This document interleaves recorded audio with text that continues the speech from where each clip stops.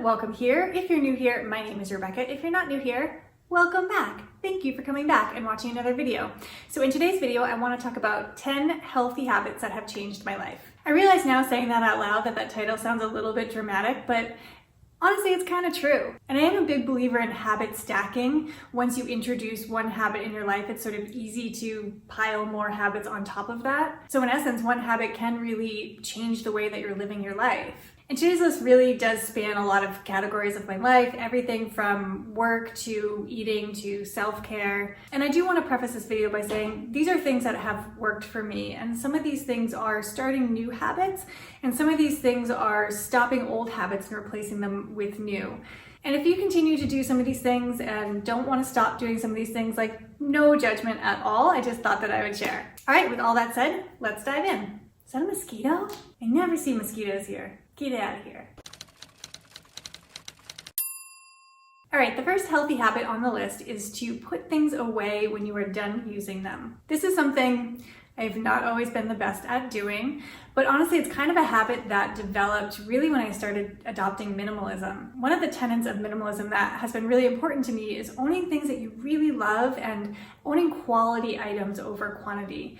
And this has made me really take care of my items more than I have at any other point in my life. So I enjoy the act of caring for the items that I have and putting them back in their place when I'm done using them. So let me give you a for instance. When I'm out in the world, I usually have my backpack with me or some sort of bag with me that has all the things that I need for my day or the activity that I'm doing. And when I come home, instead of just dropping it on the floor and moving on with my day, I'll bring it in the kitchen, I'll empty out anything that I don't need to have in there anymore, and I'll put all those things in their place. How's that saying go? Like everything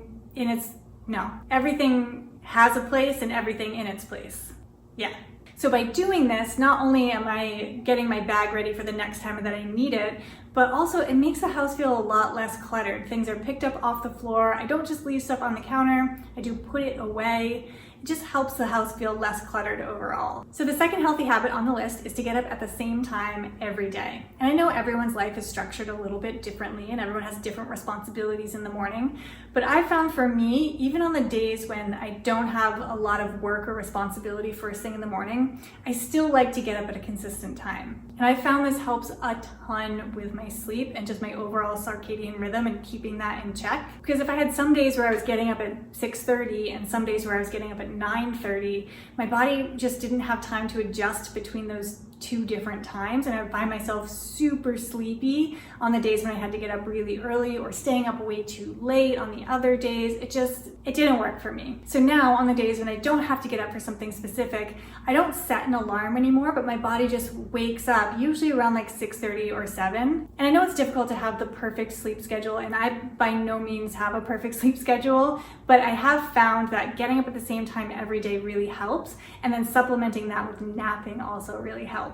I think naps are really healthy for me personally, and I'm a big kind of cat napper. I don't do like 2-hour naps, but a good 20-minute nap is all I need. I love it. I take naps on most days, usually like in the afternoon, maybe like a 3:30 nap for 20 minutes, and I get up and I feel ready for the rest of my day. Sort of related to sleep is the next thing on the list, which is quitting or limiting caffeine intake. I feel like some of you are just like clicked away, like I'm never giving up my coffee. I hear you. Here's the thing. I didn't know how addicted to caffeine I was until I tried to stop drinking caffeine. And what's funny is I started drinking so much caffeine, not for the actual caffeine, not for like the buzz of caffeine and the wake up of it, but because I loved drinking warm drinks and I lived in a cold climate. So between the years of 2015 to 2018, there was probably not a time where you saw me without a cup of hot green tea in my hand. All day long, I was heating water and drinking tea. And then as my life transitioned from very structured and routine to then living in a van where every day was very different,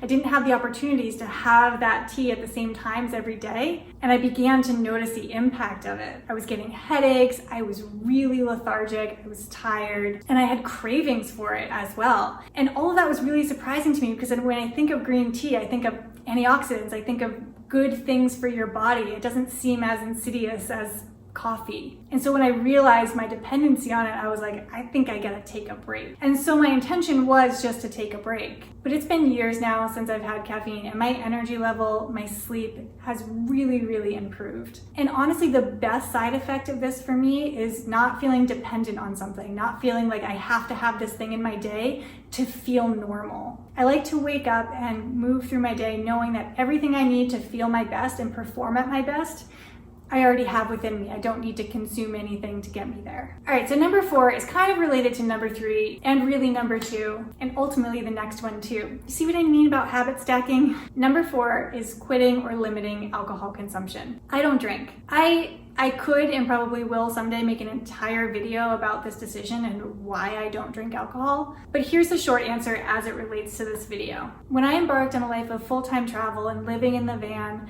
I knew that it was an incredibly special time in my life, and I didn't want to miss any of it. I wanted to wake up every morning feeling my best. I didn't want to experience anything through like a foggy haze of alcohol. I wanted to be fully, truly, and 100% present in everything that I was experiencing. And I didn't come to this decision like I quit alcohol forever, like I'm done with it. Really, I came to this decision like, I'm gonna put that aside in my life for now. I'm gonna fully immerse myself in this experience, be really present for every day. And if a day comes where I feel like drinking, I'm absolutely gonna have a drink. But nearly 2 years later, that day hasn't come. And I'm no longer traveling full time, but that doesn't make my life and every day any less special. I still feel like I wanna experience everything 100%. So I haven't felt the need to welcome alcohol back into my life. And again, this might change in the future. I didn't put any hard, fast rules around it. It's just how I feel now. And honestly, one of the best and healthiest things that's come from this habit change is the way that I socialize and interact with others and the things that I do with loved ones. It opens up so many more options than just like going to a restaurant or getting a drink together. It allows you to have more creativity with your social time. And if you guys are interested in hearing the full story about how I arrived here, how it's impacted my life, how it's impacted my social life, I can definitely make a video about that. Just let me know in the comments down below and I'll share the story. All right, number 5 is practicing intuitive eating. I just want to make a disclaimer on this that I know that intuitive eating is its own term within diet culture. I'm not a dietitian. I don't even know really the term intuitive eating and exactly what that means, but I'll tell you what it means to me. One of the healthiest things that I've done when it comes to eating is listening. I sort of came of age in the 90s when it was all about low-fat everything, counting calories, counting nutrients, and that ends up structuring your behavior around eating in a very specific way. So the healthiest thing for me has been to completely let go of any of that. I have no idea how many calories I eat in a day. I have no idea how many nutrients and macronutrients and micronutrients.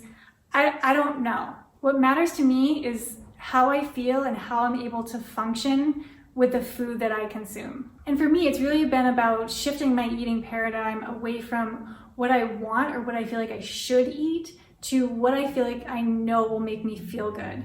And this takes some real deep work and real deep listening, but I know 12 hours after I eat a beautiful plant-based whole foods meal, I'm gonna feel 1,000,000,000 times better than if I eat an entire plate of French fries. So it goes back to my whole baseline of what I want for myself and for my life is to be fully present and the best version of myself every single day. And listening to what makes me feel good when it comes to food, I think is one of the best habits I can develop to work towards that. All right, let's shift gears a little bit towards some more technology-based habits. Number 6 is to set app time limits on your phone for apps that you know are personal time wasters.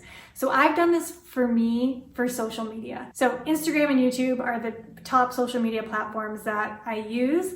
So I've set an hour time limit cumulative for all social media platforms that are on my phone. So every day I have up to 1 hour that I can mindlessly scroll or watch videos. And this has really helped me because it's crazy to me how fast time goes by when you're just scrolling or watching videos on YouTube and then they recommend another video and then you watch that one and then they recommend another one. You're like, oh, that's interesting. And then it just spirals out of control really, really quickly. So I felt comfortable with an hour a day. You can set it higher or lower, and you can include different apps in there. If you're a big like game player on your phone, you can also include that in your time limit. But for whatever reason, our phones have this tendency to keep our eyeballs glued to it. I'm pretty sure they were designed that way. So it's nice to give yourself a little interruption and say, hey, it's been a little too long today. Number 7 is creating specific times in your day to answer emails and texts. And this can be any sort of digital communication, however you communicate most. But for me, I found that I spend the most time answering emails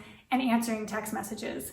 And it can be really disruptive to stop whatever you're doing anytime you see an email come in or anytime you see a text message come in and answer that. So I'm still working on building this habit muscle, but what I try to do is only answer text and email twice a day. I think because there's the expectation that text is a rapid fire, always available sort of communication, it's hard to have this boundary, and I'm trying. But I really do think in the end it's going to help with my overall productivity and even creativity if I'm not picking up the phone every single time someone texts me, or even setting the precedent that I'm going to text someone back immediately anytime that they text me. So again, this one is kind of new. I'm sort of piloting it so far. It's mostly working, but I really do believe that if there's big chunks of the day where I don't feel like I have to have my phone and have to answer things, it's really going to help with my productivity. Speaking of creativity, number 8 is creating something. Sounds super vague. Kind of is, but making time in your day to build and flex your creativity muscle and create something, I believe helps with your overall feeling of accomplishment for the day, and just start to really understand what brings you joy and what activities bring you joy. So this could be creating some sort of art, maybe drawing or painting. It could be cooking something or growing something and tending to plants or a garden. It's honestly how I found out that I liked doing YouTube. I just wanted to create a thing. So I turned on my camera, started recording things, and then figured out how to make that into a video. And now it's something that I love doing, and something that I love spending my time on. And it makes me feel accomplished to create a video that you guys watch every week. Making things that are born from your creative mind and from your hands is such an incredible feeling. So committing to do that maybe even once a week or twice a month, just to start to understand the things that bring you joy. Number 9 on the list is to fill your human connection needs. One of the best things that we can do is understand how it is that we recharge and get energy. For a long time in my life, I considered myself an introvert. I can be kind of shy, I can be kind of quiet, and I thought that that meant I was an introvert. And it really wasn't until this year, when we were all forced to quarantine, be away from other humans, and at the same time my husband left for 5 months, that I started to understand that, no, wait, I'm an extrovert. I need people. I need to be around people. I need to touch people. I need to hug people. These are important needs in my life. And all along I thought I needed alone time. And some people might be like that. You might need to make time to be social and see people and connect with people. Or you might need to prioritize being alone. Or if you're like me, it's a little bit of both. But wherever you fall on that spectrum of introversion versus extroversion, taking time to acknowledge your needs when it comes to other humans and making it a priority. Understanding our connection to other humans and what fuels us is a really important piece of the puzzle. I think just as important as eating and drinking and sleeping and all the other sort of baseline things that we do for ourselves. So to me, it's worthwhile to figure out what you need and make time and space for it. Number 10, and the last thing on the list, is good old vitamin D. I don't know the exact statistic off the top of my head, but so many people, especially in the United States, are vitamin D deficient. And you can get vitamin D by ingesting it, but you also get vitamin D from sunshine. Having lived the majority of my life in a place that has 8 to 9 months of winter really underscored the importance and the impact that sunshine can have on you. It's no mistake that I now live in a place that has 360 sunny days a year because I can feel the impact of the outdoors and sunshine and vitamin D on my overall well-being. And it doesn't take much, just be outside for a few minutes a day. I found it's really helpful when you have a dog and your dog likes to go for hikes. But regardless of where you live and your situation and how often you see the sun, prioritize being outside, breathing fresh air, and letting the sunbeams touch your skin. All right, that's it for today's Healthy Habits video. I hope you liked this video. If you do, please make sure to give it a thumbs up so I know to make more videos like this. And leave a comment down below. What are some healthy habits that you have introduced into your life and how has that changed things for you? Please make sure to subscribe down below if you haven't subscribed yet. It would really mean a lot to me. I make new videos every Tuesday, so I will see you next week. Bye, everyone. Where's Gypsy? Ugh. Focus, focus. On today's list, let's wait for the motorcycle to go by. Itchy. Get out of here. All right, the first healthy habit on the list is to get the eyelash off your face.